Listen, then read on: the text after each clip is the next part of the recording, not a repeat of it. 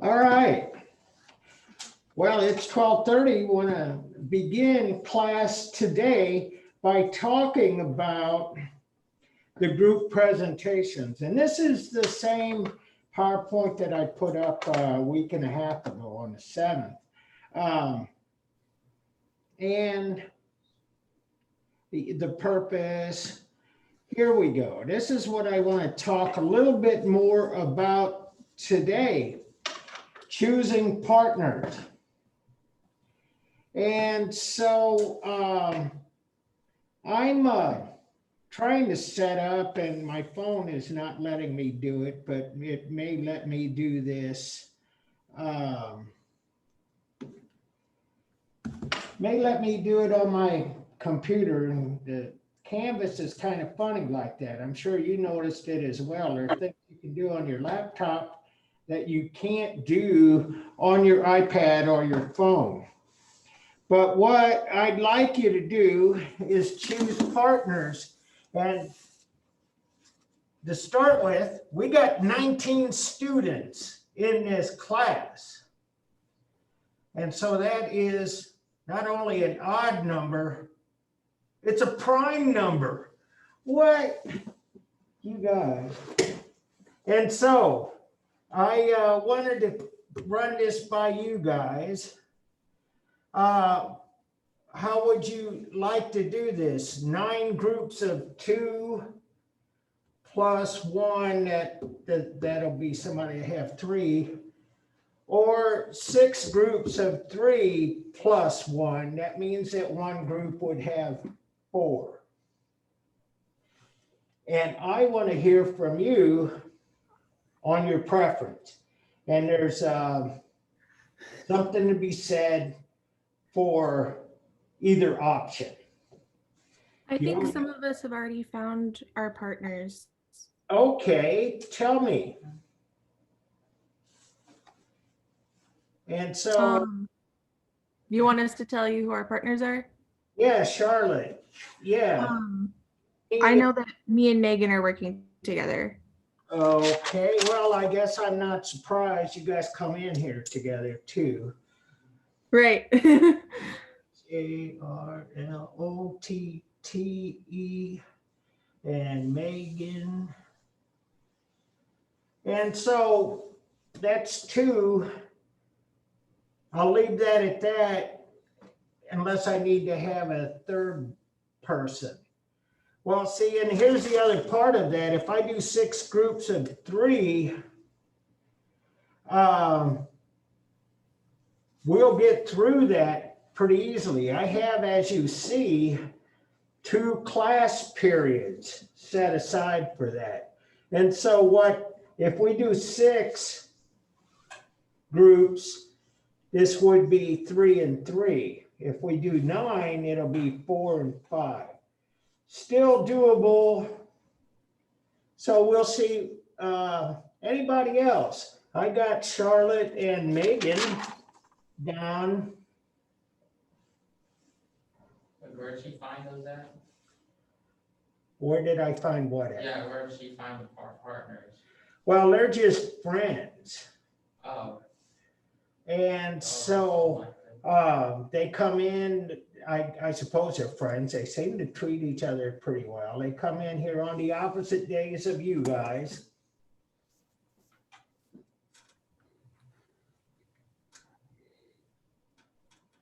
So what do you think about me choosing partners? Assigning partners. See, this is kind of a tough thing because we're doing this virtually.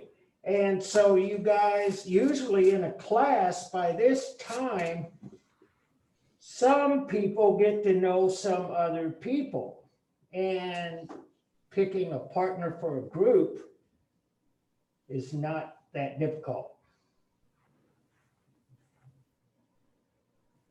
But since you guys will be doing this primarily virtually, how do you feel about the idea of me choosing your partner?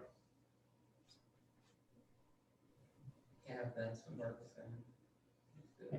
Well, And the other part of that is, we'll talk about the purpose of this, working cooperatively. One of the reasons that bullet point is in here is because that is what graduate schools, employers, you'll be looking for that skill probably later on in your careers. Right now, you're college students, but after this, that may be something that will be an asset if you have that experience. But if you have that experience, sometimes you don't get to pick who your partners are. How many of you guys had high school labs? Have lab partners? Yeah. Typically get assigned someone, go down the alphabetical list.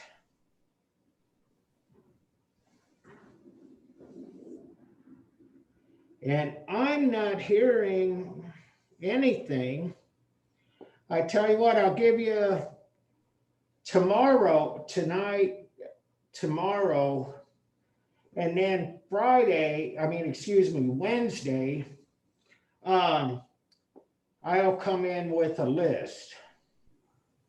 Second thing is I've been setting up, I'm not have this complete yet, a Google Docs page.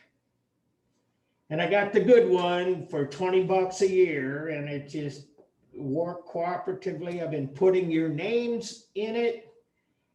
And you'll have an email or a username that's basically your name, just like right out of the Maryville email, but it'll have at ADHAH 10005 fall 2020.edu. A couple of groups have also put in their members in the chat. I'll look at that. Oh, okay. Yeah, I was, let me see if I'll get this chat.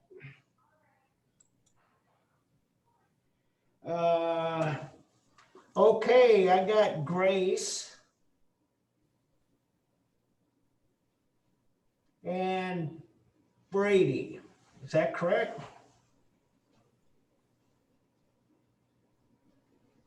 And Grace. Oh, I'm losing it. I'm gonna scroll. Grace B. Grace M. Wait, Adam, do you have a partner? Everyone, do you mind if I get yours? That'll work out. Okay. Let's see. Josh, you and Austin. Grace M. And Amanda.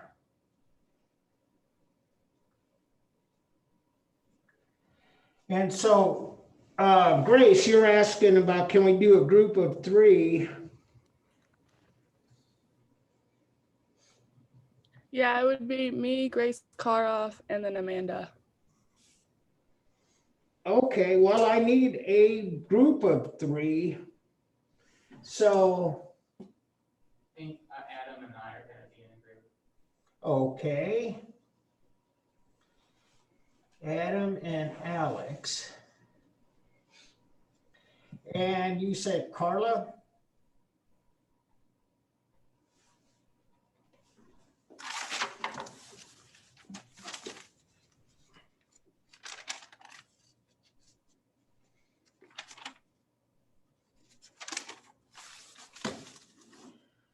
Okay, let me scroll down some more because it looks like we have Tina and Isabel.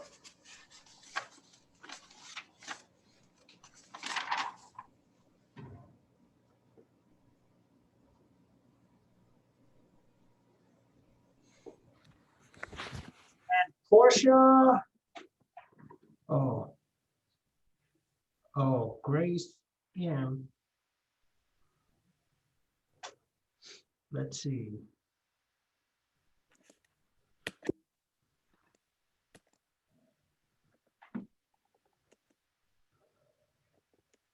Okay, so Grace M and Grace Karloff and Amanda, is that right? Yes.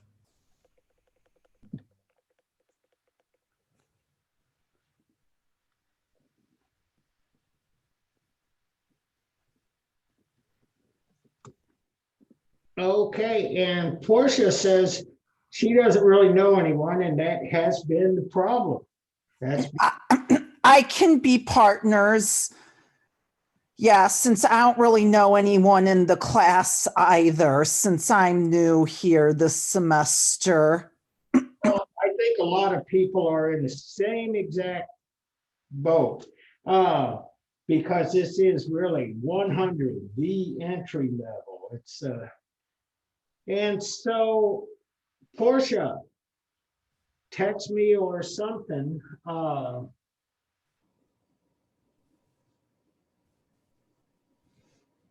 And Peter,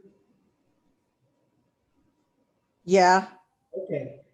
1, 2, 3, 4, 5, 6, 7. Still need 2 more groups.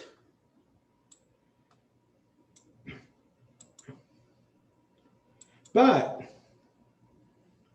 and so anyway, I will post this. And so how will you guys be able to communicate with each other? I looked on I have a student version of Canvas and it shows people, but it does not show email addresses, at least from what I have. Under people, you can send notifications to them through Canvas.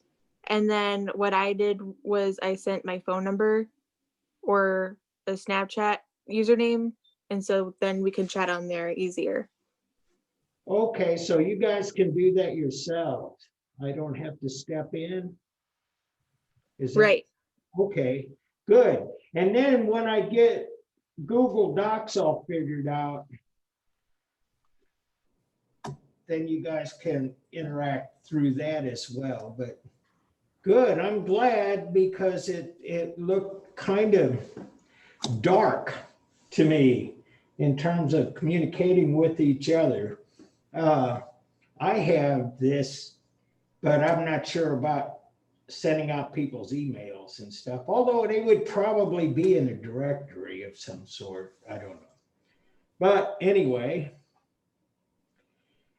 so you guys that know your partners need to choose a subject, and that subject will be painting, sculpture, architecture before 1300, which is volume 1 of Gardner's Art Through the Ages, volume 16th edition. And so anyway, these are some of the kinds of things. You guys have been doing a lot of this so far. This is why I'm working you up to this.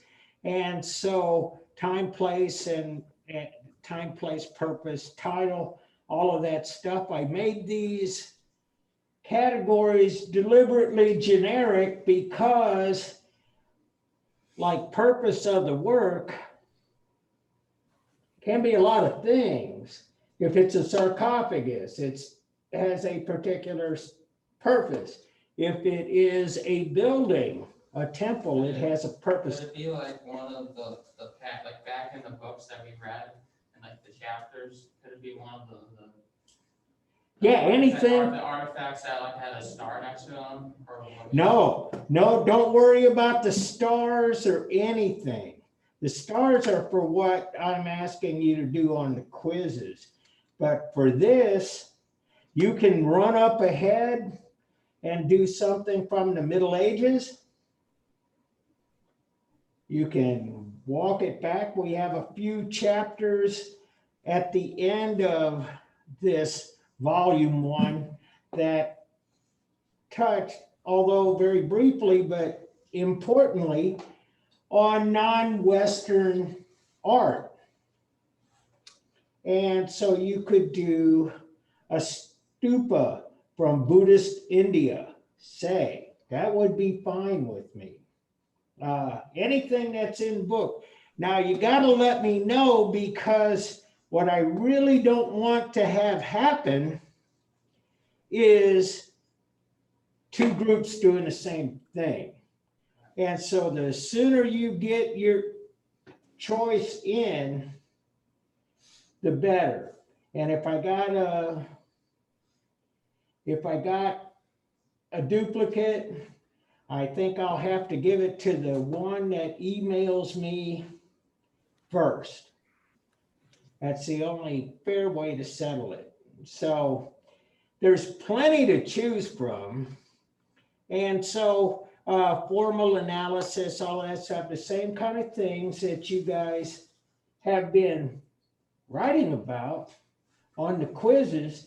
And I think I might add that this last quiz was really kind of important in that you were looking for specific information to support the points you were making. And that is crucial. That's backing up your position. And so, yeah, I want you to be able to quote all of that. You know, you guys, I think you guys are ready to do this. And, you know, you'll have to assign duties, but since these are groups of 2, you just work this out yourself. Now, what I want you to do on this is that I want you to keep your documentation. The last slide on this PowerPoint will be like your endnotes. Oh, say what? A bibliography or something. Yeah, bibliography, endnotes, however, yeah. The documentation, it can take different forms and they're slightly different, but endnotes or bibliography, perfect. And I have a PowerPoint that talks about narrating your PowerPoint presentation, because I want this to be an audio. I want to be able, because hopefully you'll leave this on Google Docs and I could copy the address, put it into my Canvas and play it for the class. The same way I do with my recordings in the media gallery. That's all of the classes we've had. I do Zoom recording, so it'll be part of that. And so you probably want to rehearse it. And I want a participation summary. And with 2 people, this is going to be quite easy. I just want to know who did what. And when we have larger groups, I have to know if there was a slacker, because you guys who have done group work may have had the unfortunate experience of finding that somebody else is just going to phone it in and leave the other 2 people to do all the work. And so with 2 people, it should be quite easy. And so anyway, computer support, if you need that, that is available here. Hopefully you guys won't need that, but speaking rotation, and the thing about the question and answer session, I'm gonna do that part on Zoom. After we play your PowerPoint, and you could see I have got a lot of people on right here. And hopefully when we do that, we'll see some of these same folks giving some questions or thoughtful comments. And so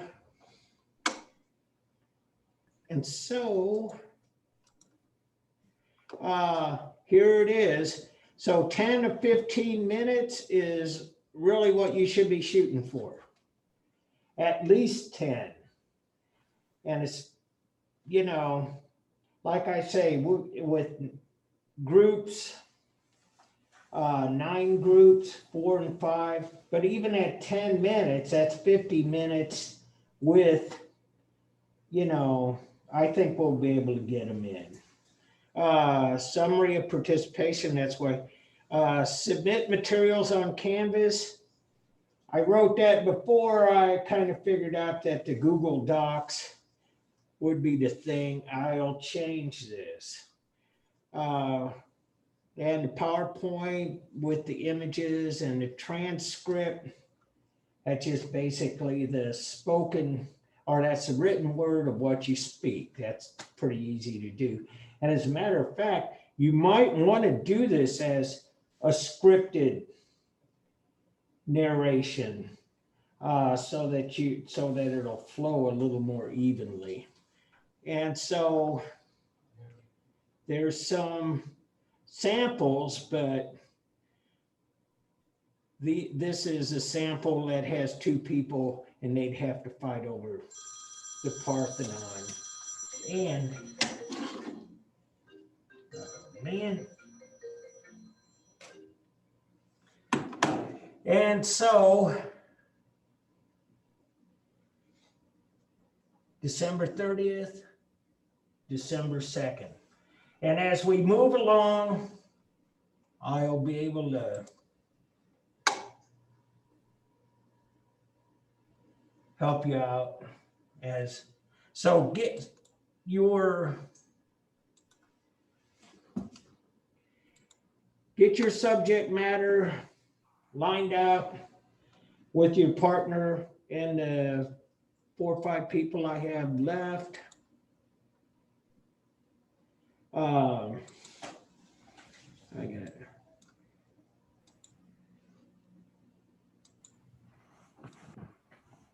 And so send me your selections. I'll finish out Google Docs. We'll be able to start moving. Oh, and I wanted to show you this. If I wanted to record over this PowerPoint, this is the button right up there. It's easy. You just click it, and of course you have to enable the editing, but basically talk, it picks up through the microphone, and then you change the slide, talk about the next one. It's actually pretty simple.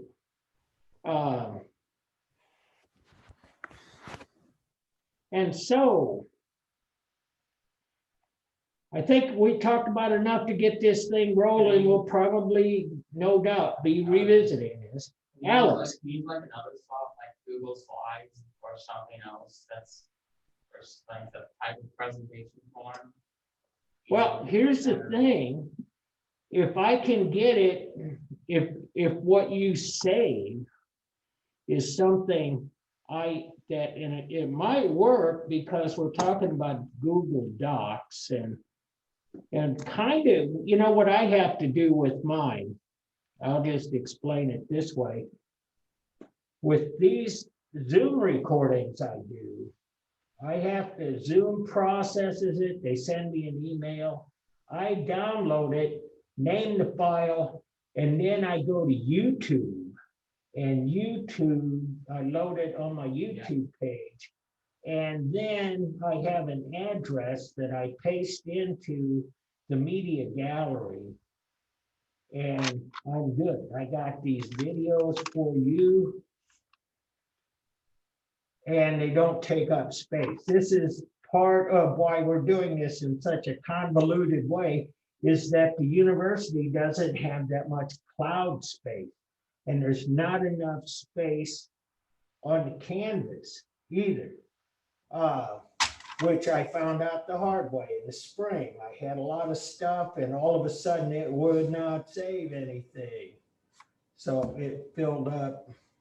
And I had already gotten emails from IT about that. So if it's on Google Docs, I could probably, Yeah, I guess. I could probably do that, or I could probably take it and put it onto my YouTube or something. But yeah, as long as I can use it, I'm good with that. I'm not good on Google Slides. I've been kind of using Microsoft stuff since I was this big. So, but we'll work on it and we'll make it happen.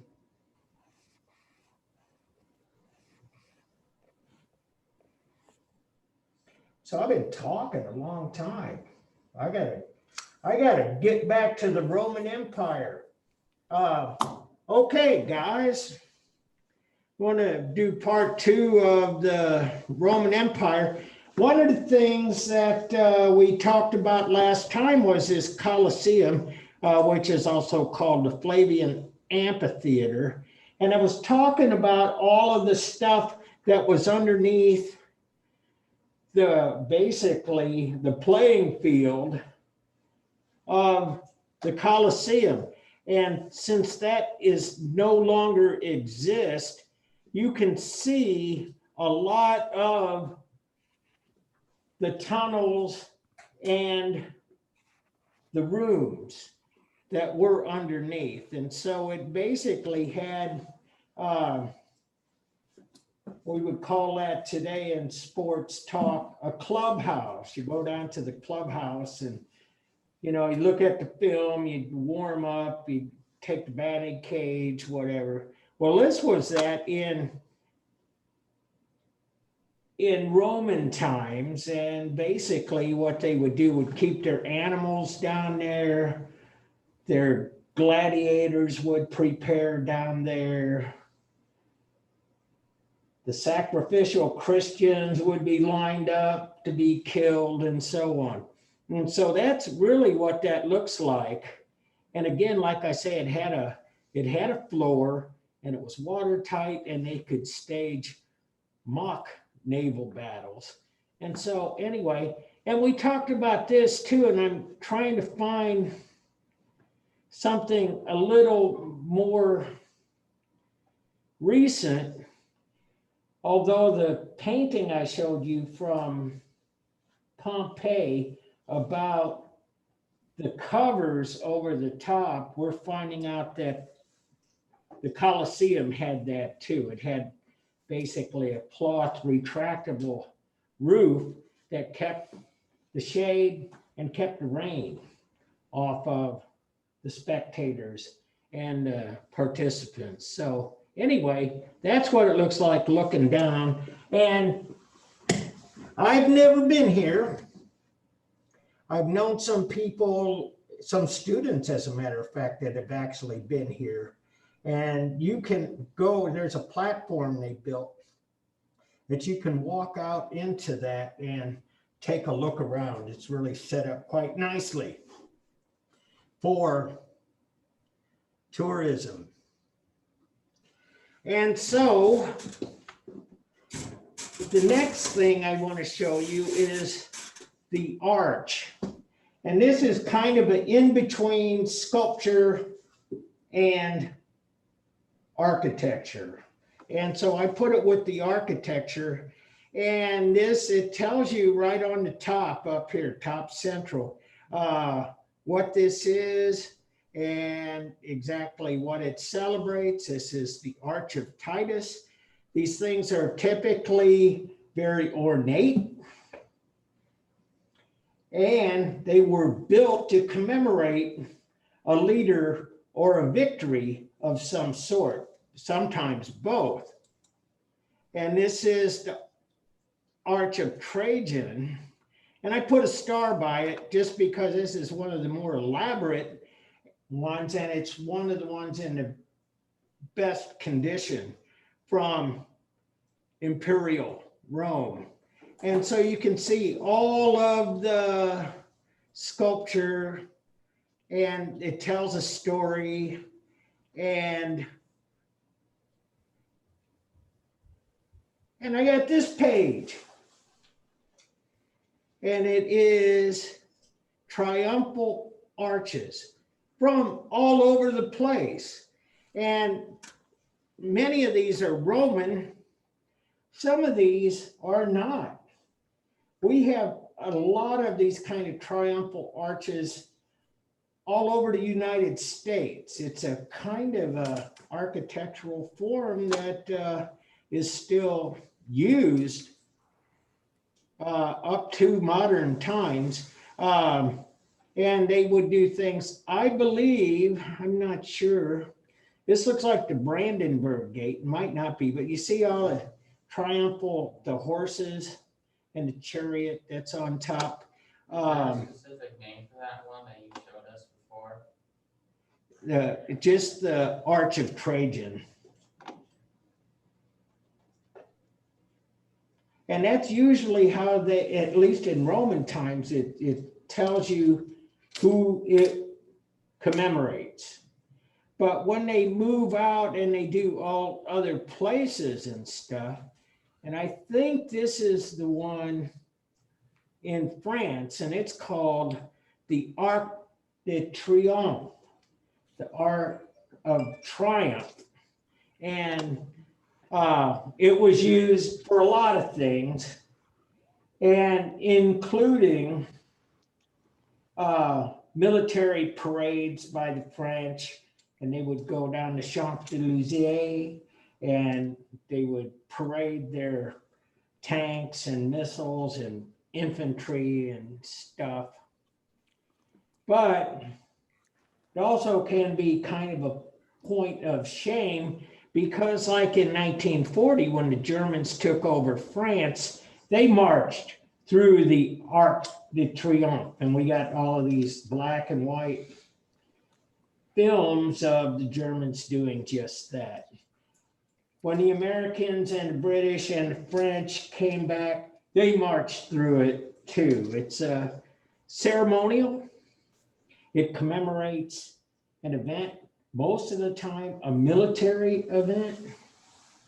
And so anyway, this is, at least according to what we're looking at right now, this is the last of what we'll see. That's because this is the Arch of Constantine. And this is kind of an interesting thing because it's in Rome, but Constantine was an emperor who moved the Roman Empire to the east. He moved the center of the Roman Empire to Byzantium, which they renamed Constantinople and is now modern day Istanbul. But this nonetheless was this Arch of Constantine built in Rome. And so, yeah, it's a kind of one of these paradoxical things. And one of the other things that they do too, and they'll do this from time to time, the Column of Trajan. And this is another commemorative monumental piece. And it's not quite as elaborate as the arches, but what we have here, and this goes right back to the ancient world, we have a frieze that spirals around this column, and it tells the story of Hadrian. there was some mention in the book about Trajan having some dismembered heads up there, the heads of the vanquished, bottom line. But that's what they did. And one of the last things I'll talk about with Roman architecture is that they redesigned a lot of stuff. They started really breaking a lot of rules. And this is Hadrian's Villa. And you can see 125, 128 Common Era. Hadrian was a great emperor. He was the one that was responsible for Hadrian's Wall that cut England from Scotland. And this is how they decorated. This is just all exclusively ornamental, and the statues and things. Turn of the century, America, when we have what they call the Gilded Age, up through the 1920s and 30s and stuff, when a lot of Americans were making a lot of money and building mansions. A lot of them designed their mansions and their swimming pools and things right out of Roman architecture. And so this pool, just exactly like something you would find perhaps in old Hollywood from 100 years ago or something. But at any rate, this architecture lives on. They're doing a lot of things by this time, by the mid of the Roman Empire. They're breaking a lot of rules, and they're using the elements that were developed by the Greeks, the Romans, the Etruscans, and kind of turning them into something else totally different. And so a motto of an insula, Ostia, Italy, 2nd century, Common Era. And so this is Roman architecture, and you can see some of the elements here of Greek, Etruscan, but you also see a lot of the archways, which is Etruscan turned into Roman, the architectural designs, kind of an emphasis on geometry, but not with that almost religious underpinning that the Greeks had when they used mathematics and geometry in their architecture. This is more or less decorative. And this kind of thing, this will persist. This is really Mediterranean architecture. It's the Roman Empire. And again, here's one of the painted vaults from the same place. And you can see that, a lot of the same things, using them different ways. The Baths of Diocletian, and this is really just before Constantine. And I kept this in the mix because it was remodeled by this guy, Michelangelo Buonarroti, who is the Michelangelo of the Sistine Chapel and the David and stuff. And so anyway, that's a whole other class. But the Renaissance were really into restoring as much of the ancient grandeur as possible. And this is just another example of that. I pull these out and look at it a little separately. Roman painting. Most of what we have in terms of Roman painting comes right out of, as I said earlier, Pompeii. It's the only place that the stuff had been sealed and protected for a couple of millennia. And so the book goes through this idea of first style, second style and stuff.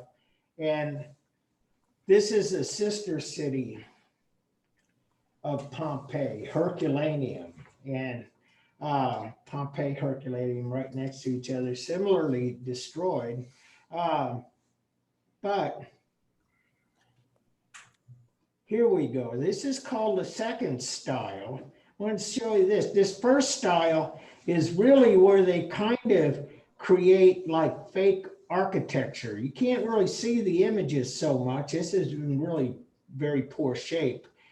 But they make this idea of windows and things painted right onto the surface. And then they try to use paint to mimic some of the building materials too. So these areas in between would look like marble, but they would be painted. And so here's the second style. And Dionysic, mystery frieze. And you can see this is kind of in line with what was going on in much of the ancient world. It's all kind of laid out on one level. We're starting to see a little bit of change though here, at least in terms of naturalism. And part of that, why I say that, is look at these figures here. And they are not in profile. And we've seen almost every painting so far had been in profile, and not so with this. They don't really have that kind of idealistic, proportional anatomy, but they were certainly capable of making imagery, and they really started to make things, should I say, moving from ideal to real. And that's really the hallmark of Roman art, period. Painting and sculpture, it's not about the ideal, it's about the real. And so when I was showing you this, it's not about any ideal. It's much more practical and in a sense, more real.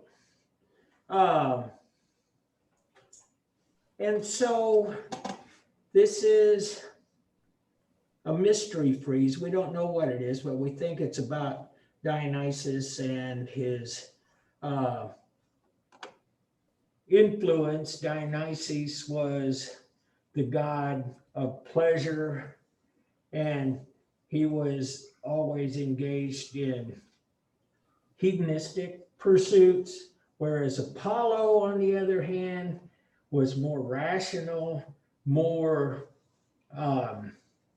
austere, more sensible, more, in a lot of ways, more ideal. But see, ideal and real. This is going to be a theme.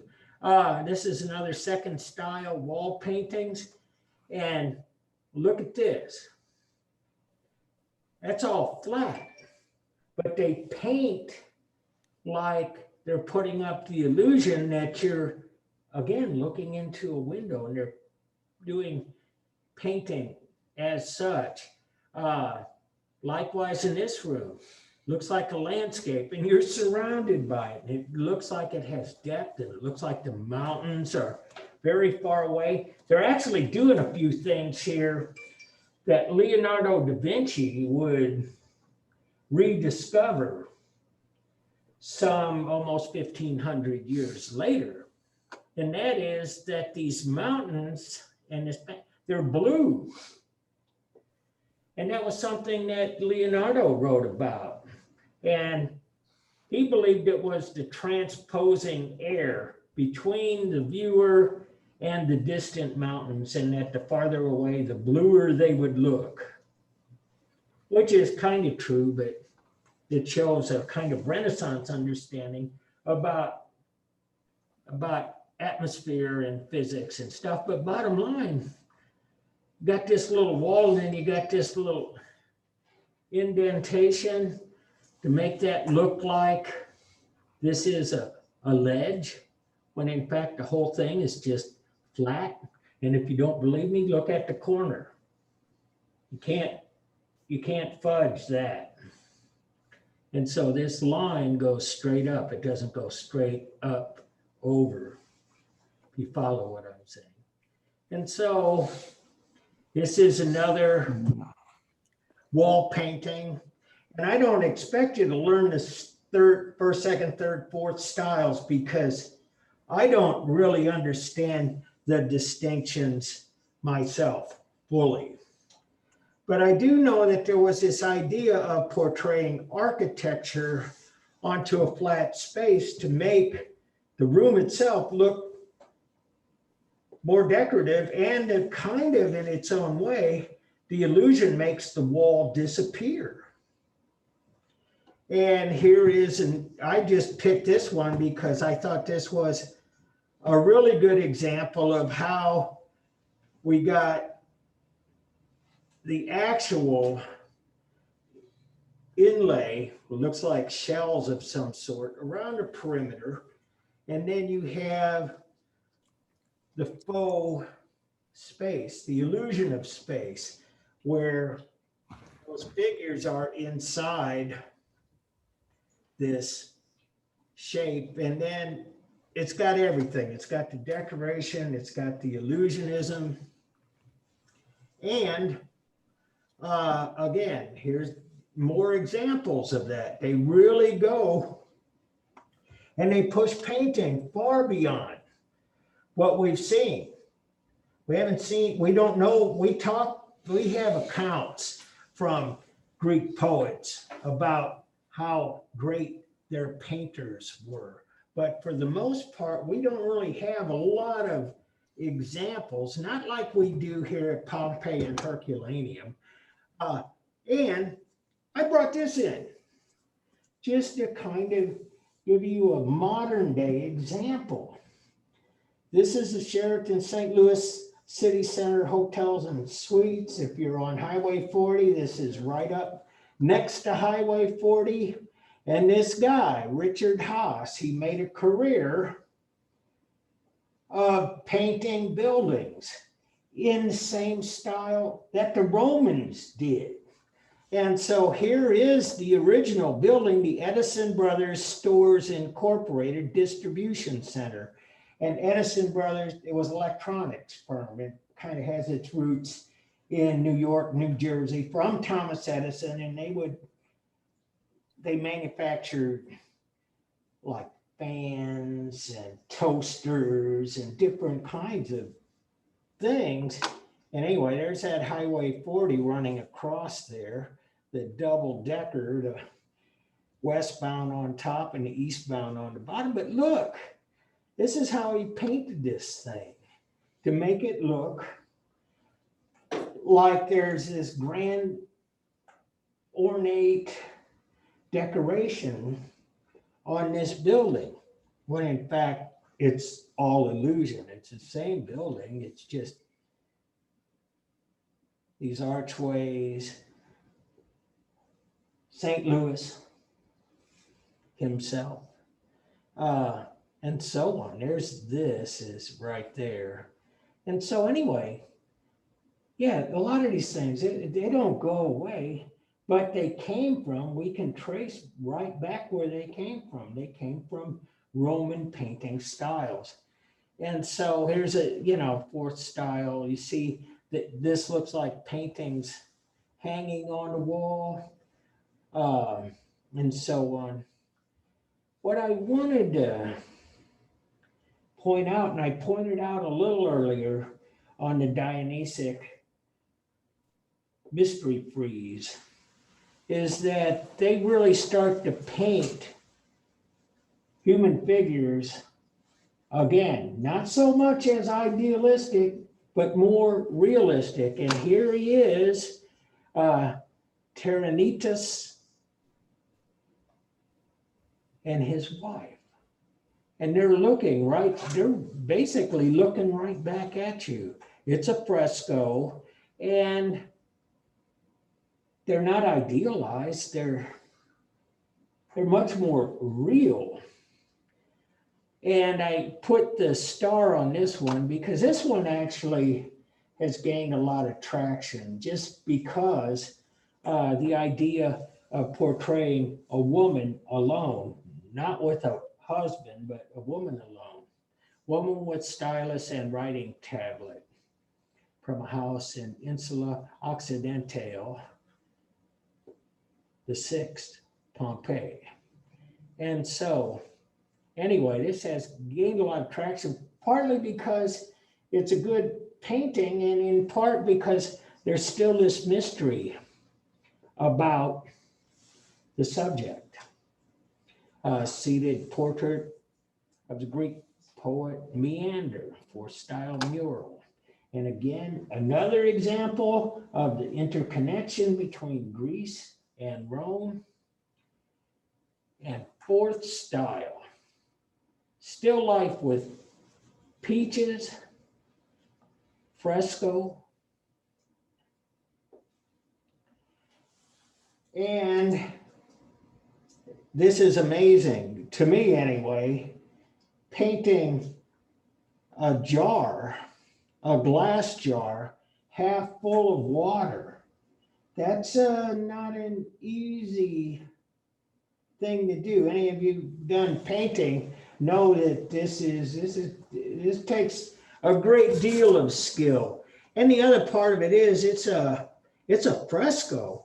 And if you try to paint with fresco, you'll know that this is actually not an easy medium to get this kind of detail. It's real hard to put this kind of line in fresco. And so anyway, that's Roman painting. And I want to show you some Roman sculpture. And again, funeral relief with the portraits of Jesse. And anyway, funerary portraits, relief portraits. Again, right out of the Etruscan culture, people commemorate their dead, and they don't have to be a pharaoh. They can be other kinds of people. I got one in here. I hope we'll get to it. It's a guy who was a fruit seller, a guy that actually had a booth on the market, in the marketplace, and it's his funerary relief. We had of a Republican priest, and this is very early in the Roman Republic. It is while there's still a republic and not ruled by Caesars, as you will. But again, real or ideal? It is real. It's about as real as you can get. When you get old, you get more real. Let me tell you, I'm old. I was looking at some pictures of myself from 35 years ago. I'm like, whoa, I sure look different today. Anyway, bottom line, the head of a Republican priest. And again, there's the other part of it. It's not as somebody we know. We know he was a priest. We know he had some status in the culture, but this is not like an emperor. And in fact, it's from the Republican era where the ruling class was a little bit more flattened out than you find in the days of the Caesars, the Roman emperors that kind of ruled with the iron fist. Roman general. We got parts of it. And again, still looks Greek in terms of the ribs, the abs and everything. But the face, probably much more realistic. And they do that a lot. We saw that in Hellenistic Greek sculpture too. Laocoon, he's got some guns. He's cut. but he's old. And so that kind of ideal versus real.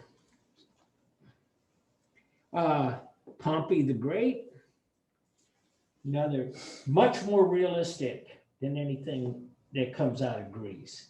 Says a guy is not perfect, not ideal, but when you get away from that ideal, you get into being able to portray emotions and character and stuff like that. And again, I'll remind you of Hellenistic Greek, late Greek sculpture did that too.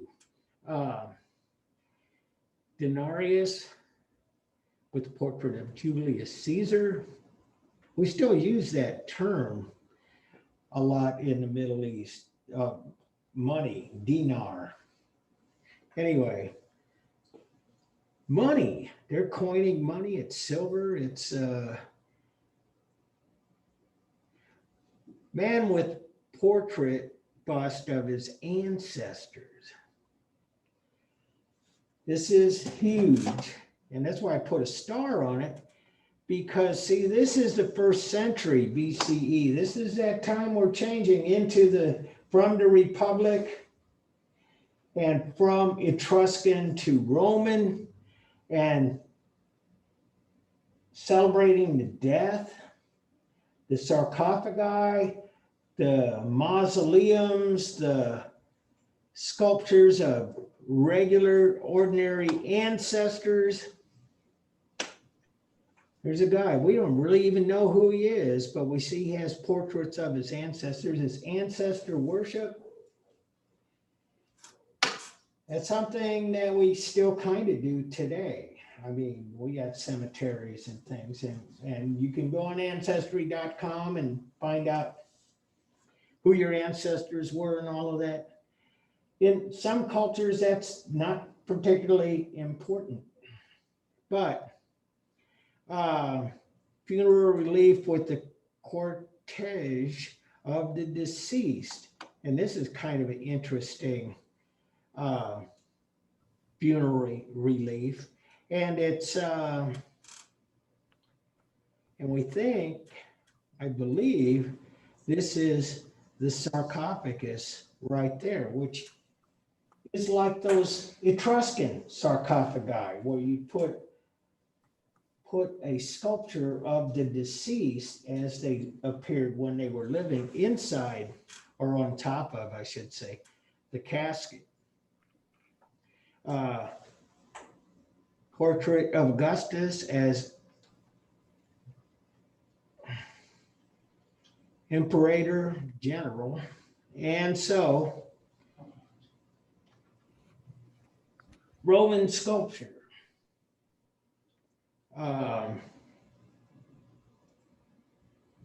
27. I'm sorry, say what? I was just trying to see what was the name of the figure for the there. Oh, here we go. Portrait of Augustus. It's a copy of a bronze original.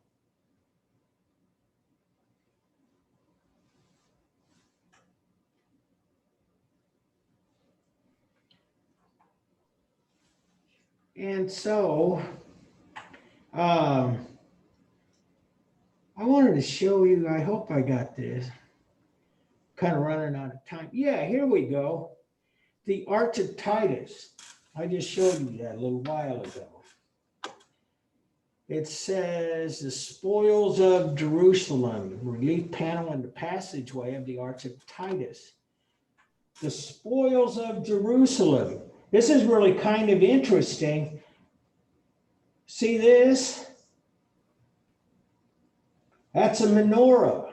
That's something that whenever conquering armies and looters ever overrun and pillage Jewish populations, that's one of the things that they seem to always bring back, and partly because they're often made of gold. And so, yeah, this is what they're doing. They're bringing back they're bringing back anything that they think is valuable. And it's after 81 CE. And basically what happened at the time was that about 30 years after Jesus, they had pretty much a big insurrection in Judea. And so anyway, Titus was somebody that went in there, quashed the rebellion, stole a bunch of stuff. And here's another relief panel. And here is Titus with his army. You see all the spears and stuff. Funeral relief of an official at the Circus Maximus. And I showed you that last week, that place where there was his horse racing stuff going on. And here we are. This is the chariot races that were the primary function of the Circus Maximus. And we think this guy is probably the official, but he wasn't a charioteer. He was kind of the guy that ran the place. He was an official, you know, make sure all the bills get paid and the trains run on time and all of that sort of thing. The spiral frieze on the column of Trajan, just like I was talking about, there's a good detail. Another column of Trajan sculpture. And you see, this is like really tells quite a big story. And you see, there's a kind of a theme going on here. It's got a naval battle going on here, got infantry, got another, all of this is, like I say, commemorating war and triumph and success on the battlefield. And here we are again. Wounded Romans, the cost of war. Fort construction, all this just still happens. So we got Army engineers, and that's what you do, you know. That's what the Americans did when they moved west. They fought the native people, and then they put up forts all over the place. Fort Smith, Fort Dodge, Fort, anyway. And so this is from the Arch of Constantine, which I showed you, and a portrait of Hadrian that we talked about. And this was the guy said I hope we'd get to. Funeral relief of a vegetable vendor. And that's what he is. This is his spot on the town square, the village marketplace. And here he is, his baskets of fruits and vegetables, and there it is. And this is what he did, and this is from his tomb. And again, yeah, this was kind of an interesting thing they talked about too. In the book, this is the apotheosis of Antoninus Pius and Faustina. And this is rear of the pedestal of the column. And this is the other side of the column. What makes this kind of interesting is that this is kind of a characteristically composed sculpture, you know. If the space kind of makes sense, the angels flying and these figures, apotheosis and Faustina. Antoninus Pius and Faustina up here. And so anyway, that's kind of traditional. And then we have this, where this is all kind of not on the same plane. It's just all kind of everything, some of this is floating in the air. It's got a circular composition. These are the kinds of things that art historians really take note of. We talked about similar issues with, Greek pottery. For example, we start talking about how the decoration would be floating all around, or would it be in a frieze that told a story, the composition and so on. Equestrian statue of Marcus Aurelius, and of note, look at how big Marcus Aurelius is compared to the horse. He is like way too big for this horse. And so again, Romans breaking all of these ideas of proportion, ideal, they would start to exaggerate. And in this case, Marcus Aurelius is like way too big. If you were talking about actual horseback riding, his foot would be in the stirrup, and that would be about right here where I have my cursor. And yeah, he's like way too big. Realism.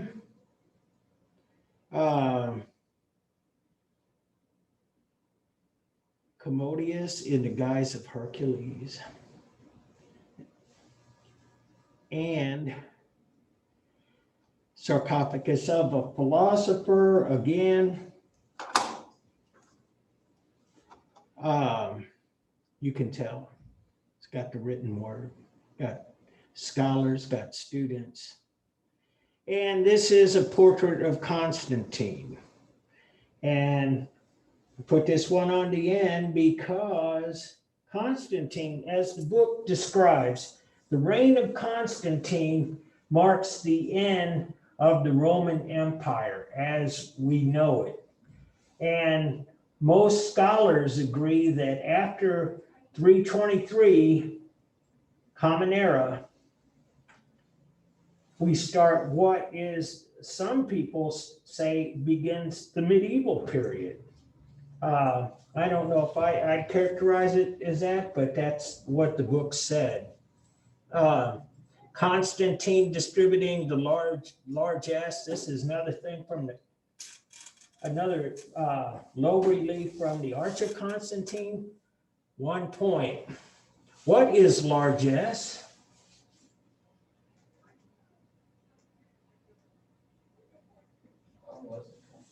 Largesse is like loot, money, stuff that's very valuable. It's not a word we use much anymore, but politicians use it sometimes. They talk about largesse because, say, they're giving corporations a lot of money to develop new products or something. They say, this is largesse. It's just kind of a giveaway of money and wealth. And so anyway, it's a good place to stop. I have a few slides left over. We'll talk about that on Wednesday. If you haven't given me your partners, let me know. Okay. And let me know what you decide.